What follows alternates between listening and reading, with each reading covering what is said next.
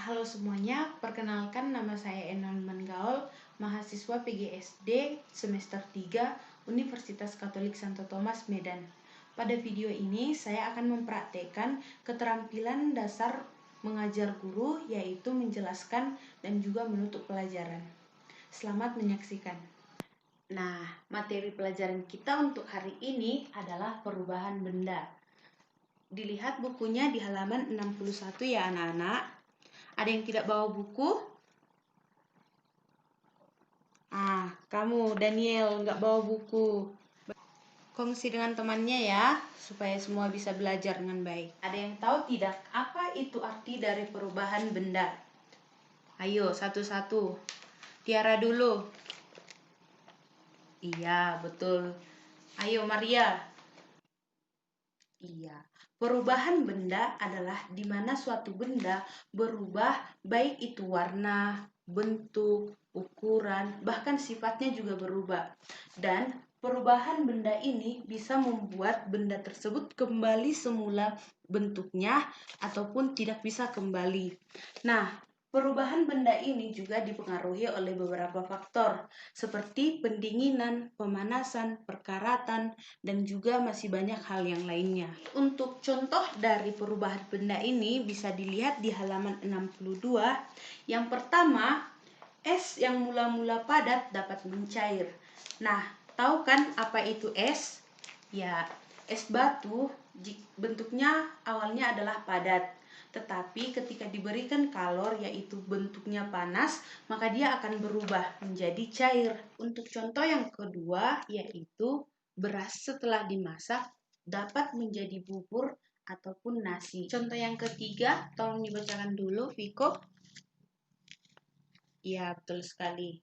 Semen yang semula berbentuk serbuk akan menjadi padat dan baku. Baik, selanjutnya adalah cara perubahan zat. Nah, kita harus tahu bagaimana benda atau zat tersebut bisa berubah.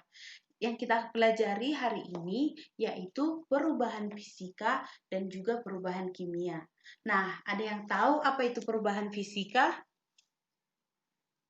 Baik, jika tidak ada yang tahu, Ibu akan beritahu di sini. Perubahan fisika adalah perubahan yang tidak menghasilkan benda ataupun zat yang baru. Dengan kata lain, sifat-sifat benda yang berubah tersebut tidak berbeda, melainkan sama. Contoh lainnya adalah saat kita memotong-motong kertas. Lalu saat kita melarutkan gula ke dalam air, begitu juga dengan garam. Sifat dari perubahan fisika ini juga ada, yaitu dapat membuat benda tersebut kembali ke bentuk awalnya.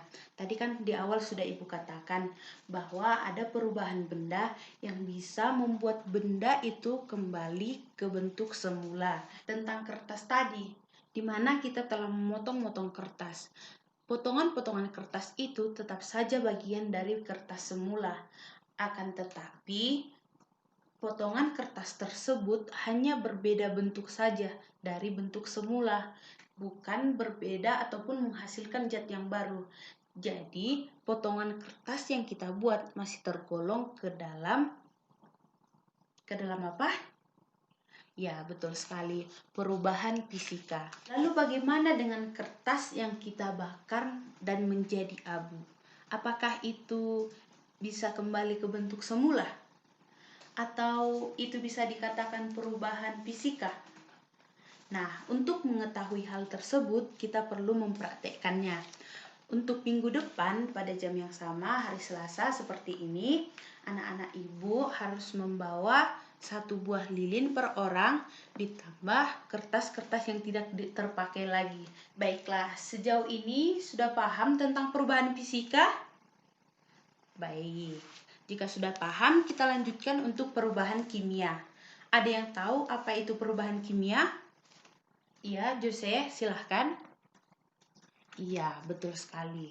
Perubahan kimia adalah perubahan yang terjadi kepada benda yang membuat benda tersebut menghasilkan zat baru, baik itu satu ataupun lebih dari satu zat baru. Sifat dari perubahan kimia ini adalah kebalikan dari sifat perubahan fisika, yaitu tidak dapat kembali ke bentuk semula.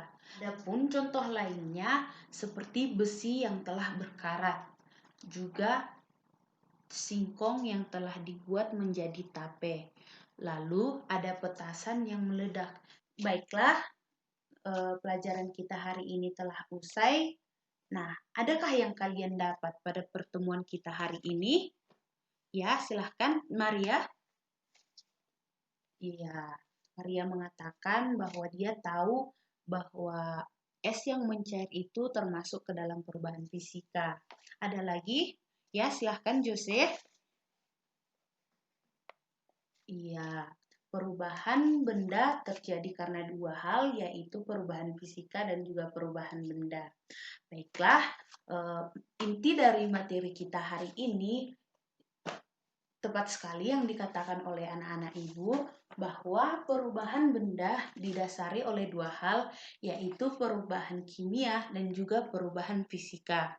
Perubahan fisika tidak menghasilkan zat baru, dan juga dapat membuat benda tersebut kembali ke bentuk awalnya. Sedangkan perubahan kimia menghasilkan satu atau bahkan lebih zat baru dan tidak bisa mengembalikan bentuknya ataupun sifatnya ke bentuk semula. Nah, tugasnya jangan lupa ya, di situ ada soal-soal dikerjakan di buku latihan. Lalu jangan lupa untuk minggu depan dibawa lilin dan juga kertas-kertas yang tidak terpakai. Nah, Ibu harapkan anak-anak Ibu untuk kedepannya setelah kita mempelajari perubahan benda, ketika kalian melihat adanya perubahan-perubahan di sekitar lingkungan kita sudah tahu bahwa itu tergolong kepada perubahan jenis apa. Nah, untuk menutup pembelajaran kita hari ini, Ibu minta Jose bawa dalam doa.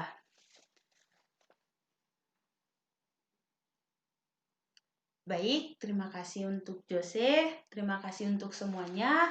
Sampai jumpa di minggu depan. Selamat pagi semuanya.